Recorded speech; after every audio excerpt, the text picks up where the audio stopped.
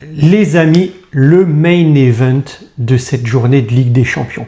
Oui, je l'ai appelé main event parce que c'est le plus gros événement de cette J4 de Ligue des Champions, l'affrontement entre le PSG et le Bayern de Munich. Vous savez ou pas, j'aime beaucoup le catch américain et dans le catch américain, l'affrontement majeur d'un grand événement, on l'appelle main event. Et donc j'ai décidé d'appeler cette vidéo le main event. Oui, c'est le plus grand événement de cette J4. C'est peut-être le plus grand affrontement de cette phase de ligue, de la Ligue des Champions. Deux prétendants au titre, c'est certain. Peut-être une affiche avant l'heure, tant le jeu du PSG et le jeu du Bayern en ce début de saison est en avance sur les autres équipes. J'avais en début de saison certains favoris pour cette compétition. Certains m'ont déçu, comme Liverpool. J'aime toujours beaucoup Liverpool et j'aimerais toujours beaucoup Liverpool. Mais force est de constater qu'aujourd'hui, ils sont un peu en retard sur ces deux équipes. Il y a très peu d'équipes, selon moi, en ce début de saison qui peuvent prétendre au titre final. Là, ce soir, quand vous regarderez la vidéo, demain, si vous la regardez le jour de sa sortie, eh bien nous avons deux des plus grands favoris de cette édition 2025-2026 de la Ligue des Champions. On pourrait y ajouter Arsenal, et puis peut-être pas loin le Barcelone ou Manchester City, mais en tous les cas, pour moi, c'est le plus bel affrontement de cette phase de Ligue. Alors je vais vous expliquer pourquoi, je vais vous présenter un peu ces équipes, et vous indiquer les points forts, les points faibles de ces formations. Déjà, à quand remonte le dernier affrontement entre ces deux équipes? Eh bien, c'était le quart de finale de la Coupe du Monde des clubs, il n'y a pas si longtemps. C'était le 5 juillet de cette année. Le PSG avait donc éliminé le Bayern de Munich 2-0 avec des buts, vous le voyez, de Doué et Dembélé. Et des formations pour le PSG qui ressemblent à ce qu'on voit aujourd'hui, avec quelques changements dans les buts notamment, et puis en fonction des absents actuellement, et une formation du Bayern de Munich qui a un peu plus évolué, elle, je vais vous en parler. Le Bayern de Munich, depuis le début de la saison, c'est que des victoires. Il n'y a pas un match sans que le Bayern ait remporté l'affrontement. Pas de match nul, pas de défaite, que des victoires. Je crois qu'il y en a une quinzaine, je ne les ai pas comptées depuis le début de la saison. Et d'abord un match amical et la Supercoupe d'Allemagne, mais le championnat a démarré très fort pour le Bayern. Des victoires très convaincantes, 6-0 contre Leipzig. On pouvait penser que Leipzig allait s'écrouler lors de cette saison de Bundesliga. Il n'en est rien, ce sont les deuxièmes au classement de la Bundesliga. Donc le Bayern montre qu'il s'impose en patron lors de cette première journée. Ils vont écraser la Bundesliga, c'est certain. Mais ensuite, eh bien, que des victoires convaincantes, 5-0 contre Hambourg par exemple, mais aussi en Ligue des Champions, 3-1 contre Chelsea. Et puis après, quelques petites tollées en championnat d'Allemagne. 4-1 à Hoffenheim, 4-0 contre le Werder, 5-1 encore en Ligue des Champions, 3-0 à Francfort, le Klassiker 2-1 contre Dortmund. Là, les prochains matchs, bon, ce qui se passe avec le Bayern, à part Chelsea en fait, qui a eu un peu de mal à débuter la saison, ils vont un peu mieux Chelsea, mais à part Chelsea, ils n'ont pas eu de grands affrontements et je pense qu'ils n'ont pas affronté la meilleure équipe de la saison encore de Chelsea. Les vrais tests vont arriver pour le Bayern de Munich avec la réception, le déplacement à Paris et le déplacement à Arsenal en Ligue des Champions. Là, on aura des vrais tests, on pourra jauger vraiment du positionnement du Bayern de Munich dans cette compétition majeure, mais dans le jeu, dans ce qu'on voit jouer aujourd'hui et dans la performance au niveau des scores de cette équipe, c'est une des meilleures équipes d'Europe, dans le top 3 des équipes d'Europe en ce moment. Le Bayern de Munich, je voulais vous en parler, s'est reconstruit à certains endroits. Alors, si on doit parler de leur force, d'abord au Bayern, c'est surtout leur attaque, avec un Kane en feu cette année, un Kane qui a déjà marqué 12 buts. Mais si on regarde les statistiques d'Harry Kane, c'est 12 buts en Bundesliga, 5 buts en Champions League, des buts en coupe et des buts en mondial des clubs. Il a marqué 23 buts sur 17 rencontres. C'est l'attaquant le plus prolifique d'Europe. 23 buts en seulement 2 mois de compétition, 2 mois et demi. Ça place Harry Kane sur une de ses meilleures saisons, à l'image de celle de Salah sans doute l'année dernière avec Liverpool. Mais Harry Kane va nous faire une de ses meilleures saisons, et en bout de course, il y a la Coupe du Monde. Harry Kane, s'il continue comme ça, s'il échappe aux blessures, ce sera sans doute l'un des meilleurs joueurs de la Coupe du Monde, l'un des meilleurs joueurs de la Ligue des Champions, le soulier d'or européen et le meilleur buteur du championnat allemand. Il va remporter beaucoup de distinctions individuelles et va aider son équipe à remporter beaucoup de matchs. Et Harry Kane, il s'est réinventé un petit peu, en tout cas on voit depuis ces dernières années qu'Harry Kane n'hésite pas à redescendre sur le terrain et à agir vraiment comme un chef d'orchestre. On le voit même redescendre au milieu, vous l'avez vu contre Dortmund lors du Klassiker, si vous avez vu le match, il n'hésite pas à venir bas sur le terrain pour orchestrer son attaque. Il est aussi bon en finisseur aujourd'hui qu'en distribution de ballon. Un vrai rôle de meneur des jeux au milieu de terrain. Harry Kane, c'est la personne au Bayern au-dessus du lot. Regardez un petit peu ses statistiques. 82 centiles en XG, 95 centiles en total de tirs, 85 centiles en Europe en assist. Donc il est aussi bon, je le disais, finisseur que passeur aujourd'hui. Il a que du vert partout.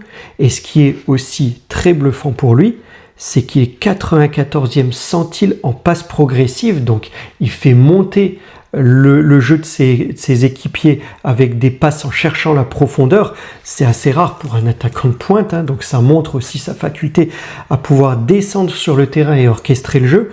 Et puis il produit des efforts, regardez, 90e centile en interception, donc il produit ses efforts défensifs. Le Bayern aujourd'hui peut compter sur un patron en Harry Kane. Et je parlais du recrutement du Bayern. Luis Diaz, il faut en parler parce qu'ils avaient Leroy Sané sur la gauche. Ils ont pris Luis Diaz et ça change tout sur ce côté gauche avec un joueur qui a un pied droit, qui n'hésite pas à recentrer, à se recentrer sur le terrain et à rentrer pour frapper avec son pied droit. Et Luis Diaz a de très bonnes statistiques en ce début d'année. 7 buts en 12 matchs. Si on voit sa carrière, Luis Diaz, il a ici, c'est simplement en championnat, il a 5 buts et 4 assists en championnat en 7 matchs. Il a déjà autant pratiquement de passes décisives que lors de ses dernières saisons à Liverpool. Et il est déjà sur un trend de 5 buts versus 13 l'année précédente en 36 matchs. Il est aussi sur une de ses meilleures saisons. L'apport offensif du Bayern, va falloir s'en méfier. Luis Diaz à gauche, Harry Kane devant. Au lycée, un des meilleurs milieux droits d'Europe. Niarbi, qui est blessé en ce moment, mais qui fait un très bon intérim en attendant le retour de Musiala. Musiala ne sera pas là, je pense, lors de cette phase de Ligue, mais il va arriver lors de la phase à élimination directe et le Bayern va y aller. Le Bayern aujourd'hui, c'est 3 sur 3, 3 victoires sur 3, 9 points, comme le PSG. Ils vont récupérer Musiala, ils vont être encore meilleurs offensivement. Et puis, milieu défensif, ça tient la route avec Pavlovic et qui fait une très bonne saison, et Kimmich qui est bon dans tout ce qu'il fait, Kimmich. Et à l'arrière, le Bayern de Munich, c'est Ta qui a remplacé Kim, et ça fait du bien, ça rassure un peu la défense, parce que Kim, c'était pas l'assurance tout risque, aujourd'hui il est plutôt dans les remplaçants. Jonathan Tah a pris sa place, son duo avec Upamecano n'est pas dégueu. On attend le retour sur la gauche d'Alphonso Davies, on ne sait pas encore très bien quand il reviendra, mais en tous les cas, quand il reviendra, il va renforcer ce côté gauche. Et Laimer joue des fois à gauche, des fois à droite. Mais voilà, s'il y a des améliorations dans ce Bayern de Munich, c'est parce qu'on n'a plus remplacé Leroy Sané par Diaz. Kane est dans la forme de sa vie.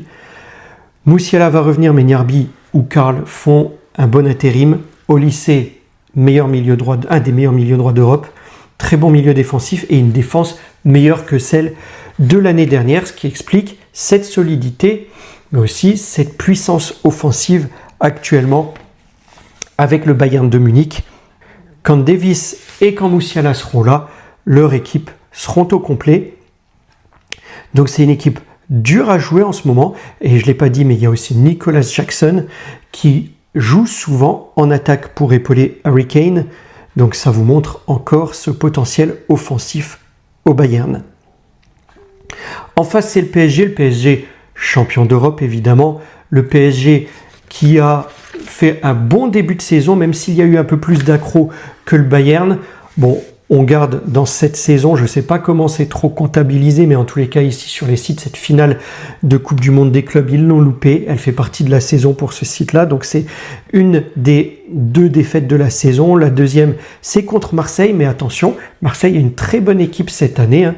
Je ne suis pas foncièrement, même en étant supporter du PSG, je ne suis pas foncièrement un anti-marseillais. Dites-le vous bien, hein, si vous me suivez depuis un petit moment.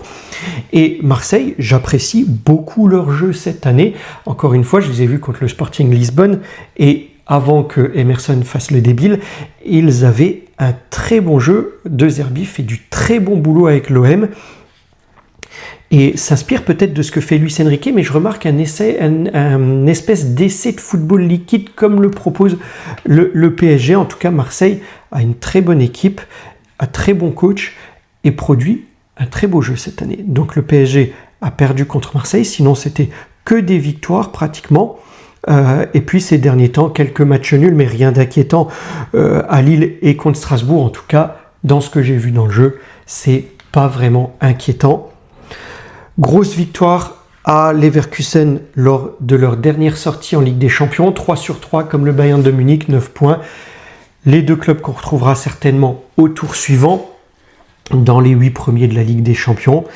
Et là, le Bayern, c'est un très bon test, je pense, pour le PSG. La réception de ce Bayern de Munich, ça va, je le disais, pouvoir poser les standards. Si le PSG l'emporte, ça montrera à toute l'Europe qu'il tient le rang de champion d'Europe. Le PSG a battu le Barça avec une équipe où il y a eu beaucoup de blessés. Vous voyez, on a fait jouer beaucoup de jeunes, avec Mbaye, Mayoulou, Zahir Emery qui n'est pas tout le temps titulaire, plutôt un joueur de Ligue 1, Zabarni puisque Marquinhos était forfait. Donc avec cette équipe B pratiquement, hein, bon, il y a quelques tauliers, mais il y a eu beaucoup de joueurs, de jeunes joueurs dans cette équipe. Bon, à Barcelone, il manquait Rafinha, ça c'est certain, il leur a manqué. Le gardien aussi, qui n'était pas là. Mais en tous les cas, le PSG montre qu'avec, même sans ses titulaires, ils sont capables d'avoir un niveau de jeu pour concurrencer une équipe comme Barcelone, hein, qui est une très bonne équipe, même si ils se prennent beaucoup de buts, le Barça, et que leur système de jeu de flic avec cette défense très haute, ce positionnement très haut sur le terrain, peut les prendre à revers lors des passes dans la profondeur. Surtout depuis le départ, je pense, d'Inigo Martinez, qui manque quand même un peu dans cette défense. Mais le PSG a produit un très beau jeu. Ils ont déjà démontré qu'il fallait compter sur eux cette saison. Peut-être qu'ils le démontreront encore face au Bayern. En tout cas, aujourd'hui, le PSG, ça fait partie des 2-3 plus belles équipes à voir jouer en Europe. Je le disais, je prends beaucoup de plaisir, moi, à voir Barcelone, parce qu'ils prennent beaucoup de buts et ils marquent beaucoup de buts aussi. La philosophie de Flick, c'est de mettre plus de buts que son adversaire, même si on s'en prend. Donc, c'est toujours assez agréable de voir jouer Barcelone. PSG, c'est une des 3-4 équipes que j'apprécie beaucoup voir jouer en Europe, parce qu'il y a ce football liquide au PSG. Ce jeu qui est non plus positionnel, où les joueurs restent cantonnés sur leur position, mais c'est un jeu plutôt situationnel. On joue par intention au PSG. On est capable de s'adapter, de changer de style. Quand vous voyez le PSG jouer, en fait, c'est un réseau mouvant, interconnecté, qui se redéploie selon la situation. Vous voyez Hakimi, Mendes monter, Joao Neves combler les espaces, Marquinhos apporter devant, Vitinha redescendre. C'est toujours très difficile de jouer contre ce PSG parce que l'équipe est toujours en mouvement et il n'y a plus vraiment de rôle défini. Quand on voit le PSG, c'est pour ça que je pense que le PSG, comme quelques autres clubs, est un peu en avance au niveau tactique sur beaucoup d'autres clubs. Je vais en parler d'ailleurs dans une vidéo dédiée. Je suis en train de la préparer, une vidéo sur l'évolution des tactiques. Et de ce que j'ai déjà préparé, je vous encourage à la regarder parce que je vais mettre le doigt sur certaines choses qui se passent en ce moment dans le football qui est assez révolutionnaire. Une évolution de la tactique de certains clubs. Ceux qui prennent pas ce virage vont être très en retard. Mais on parle de ce football liquide, de ce football intentionnel, situationnel plutôt que positionnel, où c'est fini cette rigidité sur des postes. Les joueurs jouent un peu partout, mais ça demande de grande qualité. Je vous encourage à regarder cette vidéo qui sortira, je pense, mi-novembre, mi-novembre, fin novembre. Voilà, en tout cas, le PSG avec cette fluidité tactique et avec ces joueurs où on a Hakimi, Mendes, les deux meilleurs, je pense le meilleur duo de latéraux d'Europe, cette faculté à avoir un réservoir de jeunes joueurs qui peut dépanner à n'importe quel moment les tauliers, on sait qu'on peut leur faire confiance. Cette attaque avec Doué, Dembélé, Kvaratskhelia qui n'hésite pas à faire des efforts défensifs, ça coulisse bien sur son couloir avec Mendes, Barcola qui joue à gauche, à droite, un milieu, Vitinha, Joao Neves, Ruiz, quand ils sont tous là et pas blessés, qui est sans doute un des meilleurs milieux d'Europe, ça peut se discuter avec le Barça peut-être, voire avec Arsenal même en ce moment. Et puis une équipe du PSG, bien très jeune, très jeune puisque le PSG, l'âge moyen, vous le voyez ici, 23 ans de moyenne d'âge, 23,6, une des équipes les plus jeunes en Europe alignée en Ligue des Champions. Ça veut dire qu'on peut encore compter sur ces joueurs pendant plusieurs années. Et donc ça, c'est quand même un sacré atout. Et puis le PSG a appris, je pense, des difficultés de la saison précédente. C'est pour ça que je voulais aussi vous montrer ça. On sait que la faiblesse du PSG les saisons précédentes, c'était plutôt sur les coups de pied arrêtés. On voit ici les différents scénarios. Dans le jeu, c'est pas trop ce qui m'intéresse dans ce que je voulais vous montrer, mais les XG sur corner qui viennent de corner, vous voyez, on est largement au-dessus des standards de l'année précédente. 2 XG de plus que ce qu'on attendait, en tout cas que ce qu'on en attend lors de la saison. Donc, ils ont amélioré les phases de corner, mais aussi de coups de pied, de coups francs. On a aussi des valeurs positives, et ça, c'était des choses qui leur manquaient la saison dernière. Donc, sur coup de pied arrêté, le PSG s'est amélioré. Bon, en XGA, ça se discute encore, c'est-à-dire qu'ils en prennent encore sur corner un peu trop, même si il y a de l'amélioration ici aussi. Ils prennent un peu moins de coups francs. Donc, c'est un secteur de jeu qui était en difficulté l'année dernière, qui est mieux cette année. Et si on regarde l'effectif du PSG, bon, là où il y a quelques interrogations, c'est peut-être le gardien, Lucas Chevalier, qui s'est monté fébrile à certains moments en ce début de saison.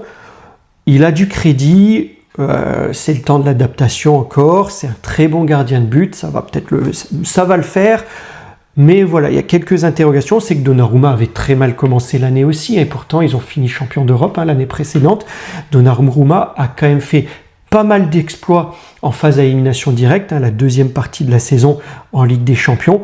On peut espérer que Chevalier fasse la même courbe ascendante que Donnarumma, mais Donnarumma avait à son crédit plus d'expérience, il a été champion d'Europe des Nations, il a disputé plus de matchs, plus de Coupes d'Europe. Lucas Chevalier est un peu moins expérimenté.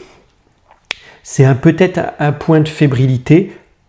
On verra s'il arrive à hausser son niveau de jeu et s'il fait, comme Donnarumma, une meilleure partie de saison un peu plus tard dans l'année. Ça reste un bon gardien. Zabarni peut montrer quelques failles défensives, mais quand on va récupérer Marquinhos, il va de nouveau y avoir cette charnière Marquinhos-Pacho. Pacho, un des meilleurs défenseurs d'Europe aussi. Je ne me suis pas attardé sur Pacho, mais j'en ai déjà parlé quand j'ai parlé dans ma vidéo sur l'équipe d'Équateur. Pacho, énorme depuis qu'il est arrivé au PSG. L'effectif du PSG, sinon, on a récupéré progressivement tous les joueurs, parce qu'il y a eu des blessés. On l'a dit, contre Barcelone, il y a eu beaucoup de blessés. On a récupéré, ça y est, Doué, Dembélé. On a un super sub avec Ramos, je pense, qui peut changer le jeu quand il rentre. C'est un rôle qu'on lui a confié. J'en parle aussi dans ma vidéo qui sortira en novembre.